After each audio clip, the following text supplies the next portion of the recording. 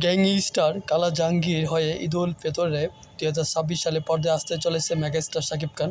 ছোট পর্দার নির্মাতা আবুল হায়াত মাহমুদ পরিচালিত প্রথম cinema once upon a time in ঢাকাতে গ্যাংস্টার কালা জাহাঙ্গীর চরিত্রে অভিনয় করবেন মেগাস্টার শাকিব খান। কথাবার্তা ও পারিশ্রমিক অধিকাংশ দিকে চূড়ান্ত হয়েছে এবং আনুষ্ঠানিক চুক্তি স্বাক্ষরও করেছেন মেগাস্টার শাকিব খান। শাকিব খান কালা জাহাঙ্গীর চরিত্রে অভিনয় করলে পিচ্চি হান্নান চরিত্রে অভিনয় করবেন মোশাররফ করিম। এই সিনেমায় শাকিব খানের স্ত্রী চরিত্রে অভিনয়ের জন্য চূড়ান্ত করা হয়েছে কলকাতার জনপ্রিয় পাখি খ্যাত অভিনেত্রী মধুমিতা সরকারকে। সূত্র বলছে, মধুমিতার সঙ্গে প্রাথমিক আলাপ শেষ, তার শিডিউলও নিশ্চিত। সিনেমাটিতে আরও অভিনয় করবেন দেশের খ্যাতনামা অভিনেতা তারিকা নাম, দিলরা জামান, ওষুধুজ্জামান সেলিম সহ আরও অনেকে। অল্প কিছুদিনের মধ্যে শুটিংয়ে নামবেন নতুন সিনেমার টিম। এরই মধ্যে শাকিব খানের লোক নিয়ে কাজ চলতেছে।